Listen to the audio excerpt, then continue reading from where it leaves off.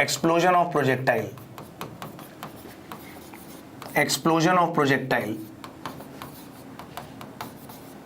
ठीक है, प्रोजेक्टाइल के टोटे टोटे हो गए, ठीक है। चलिए कोई बात नहीं कोमल। देखिए बच्चों, अरे बच्चों तुम में से जितने भी दूसरों को बोल रहे हैं ना कि डाउट पूछ रहे हैं, सबके मार्क्स चेक करूंगा टेस्ट में मैं पर्सनली। पर्टिकुलरली जो बच्चे टेस्ट सीरीज में तो बहुत बच्चे एनरोल्ड होते हैं, पर्टिकुलरली जो लाइव बैच में एनरोल्ड है ना, इनके मैं मार्क्स पर्सनली चेक करूंगा सर से लिस्ट निकलवा के। एक एक को डांटूंगा, तभी बोला था कि सब अपना नाम लिख करना। देखो तुम अभी मैं क्या करने वाला हूं कुछ दिनों में यहां पर। चलो तो अभी मजे मत लो, मतलब अभी मेरा टाइम आएगा। चलो अब अगर एक बॉडी को हवा में फेंका और उसके टोटे टोटे हो जाए तो उस क्वेश्चन को कैसे किया जा सकता है, आपको सिंपल तरीके से समझाता हूं। Body of mass m projected with velocity u definitely at an angle theta with the horizontal. Highest point पे, अब हाईएस्ट पॉइंट पे ही क्यों, क्योंकि हाईएस्ट पॉइंट पे थोड़ा सा इजी होता है क्वेश्चन, थोड़ा नीट पॉइंट ऑफ व्यू से इंपॉर्टेंट होगा। कहीं बीच में अगर टूट जाता है तो थोड़ा और मुश्किल हो जाएगा वो, ठीक है। फिलहाल हाईएस्ट पॉइंट पे हुआ क्या है, इस पार्टिकल से एक टुकड़ा कितने मास का, चलिए m/3 का नीचे गिर जाता है, तो बचा 2m/3 मास जमीन पे कहां जाके गिरेगा, क्वेश्चन ये है, ठीक है। This is the question, okay. तो क्वेश्चन लिख देता हूं, particle of mass m is projected with velocity u at an angle theta with the horizontal, दिख ही रहा है आपको। अब आगे क्या हो रहा है ये लिख देता हूं, at the highest point mass m/3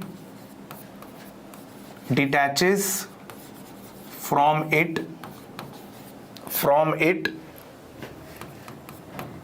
and falls vertically downwards. Where will mass 2m/3 strike the ground? तो यहां पर आपका कॉन्सेप्ट आगे का लगेगा, सेंटर ऑफ मास का कॉन्सेप्ट क्या है देख लेते हैं, ठीक है। तो कॉन्सेप्ट ये है कि एक्सप्लोजन जो है वो प्योरली इंटरनल फोर्सेस की वजह से हुआ है। तो अगर सिर्फ बॉडी पे इंटरनल फोर्सेस एक्ट कर रहे होते हैं तो सेंटर ऑफ मास का मोशन अनअफेक्टेड रहता है। इसका मतलब अगर बॉडी रेस्ट पे थी तो वो रेस्ट पे रहेगी, और अगर मूव कर रही थी तो वैसे ही मूव करेगी जैसे कुछ हुआ ही ना हो, जैसे कुछ हुआ ही ना हो वैसे मूव करेगी, है ना। तो देखिए लिख लीजिए, एक लाइन लिख रहा हूं, explosion is purely due to internal forces.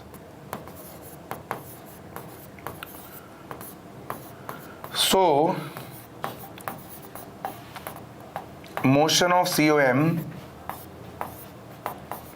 remains unaffected. इसलिए सेंटर ऑफ मास का मोशन अनअफेक्टेड रहेगा।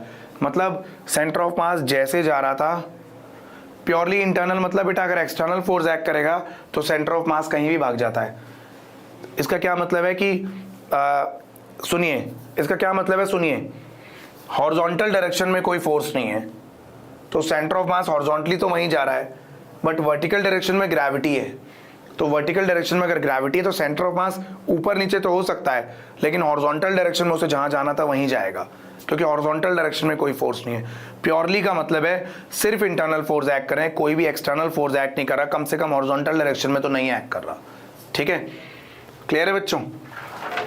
तो अगर मोमेंटम कंजर्व कर सकते हैं, बिल्कुल कर सकते हैं, हॉरिजॉन्टल डायरेक्शन में बिल्कुल कर सकते हैं, वर्टिकल में नहीं कर सकते मोमेंटम कंजर्व, क्योंकि वर्टिकल में ग्रेविटी लग रहा है, हॉरिजॉन्टल डायरेक्शन में मोमेंटम कंजर्व किया जा सकता है। अब सुनिए,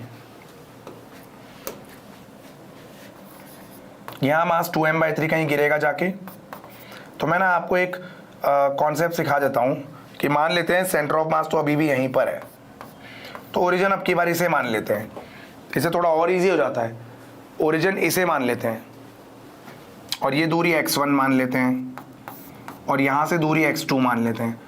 तो आप याद रखना हमेशा ये वाला मास, मतलब अगर आप सेंटर ऑफ मास का फॉर्मूला लगाना चाहते हो तो देखो क्या होगा। सेंटर ऑफ मास का फॉर्मूला बालकों, तो हमने ये ओरिजिन माना है आपकी बार, तो ये वाला पॉइंट होगा -r/2, 0 और ये वाला पॉइंट होगा x2, 0। आप समझ चुके हैं कि जो दूरी आएगी वो पॉइंट ऑफ हिट से आएगी। आपकी बार जो दूरी आएगी वो पॉइंट ऑफ हिट से आएगी, तो ये ओरिजिन मान लिया है।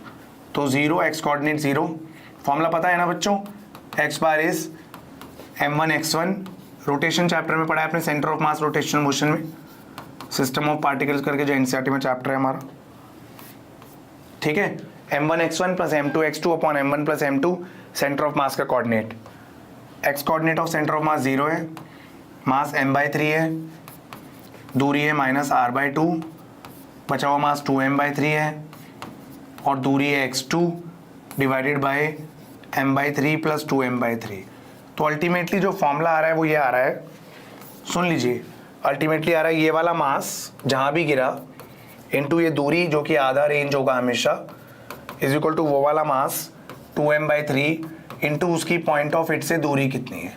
ठीक है बच्चों, क्या बोलते हैं, परफेक्ट है? बोलो बोलो बोलो, क्लियर है बच्चों? आगे बढ़े।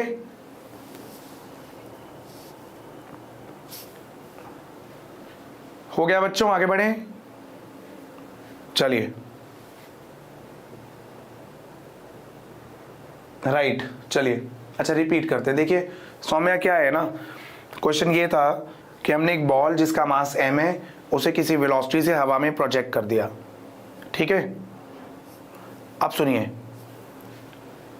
अब हो क्या रहा है, हाईएस्ट पॉइंट पे से एक टुकड़ा नीचे गिर गया तो बचा हुआ टुकड़ा और तेजी से भागेगा, तो वो कहाँ जाके गिरेगा ये बताना है। बचा हुआ टुकड़ा कहाँ जाके गिरेगा आपको ये बताना है, ठीक है। तो m/3 नीचे गिर गया, 2m/3 कहीं आगे गिर गया, तो मैं ये बोल रहा हूँ कि सेंटर ऑफ मास आज भी वहीं चलेगा, वैसे ही चलेगा जैसे कि वो चल रहा था अगर किसी भी प्रकार का एक्सप्लोजन नहीं होता तो सेंटर ऑफ मास अभी भी वैसे ही चलेगा, वैसे ही चलेगा, वैसे ही चल रहा है सेंटर ऑफ मास, जाहिर सी बात है।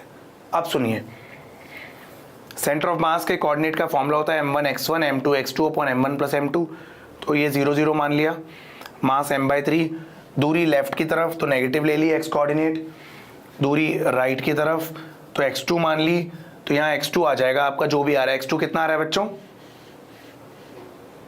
x2 शायद r/4 आ रहा है, x2 आ रहा है r/4, तो पॉइंट ऑफ हिट से r/4 की दूरी पे गिरेगा। अगर पॉइंट ऑफ प्रोजेक्शन से पूछें तो वो r प्लस r/4 हो जाएगा। Distance from point of hit will be r/4 and distance from point of projection will be r from r plus r/4। उम्मीद है आप समझ गए, क्लियर है बच्चों?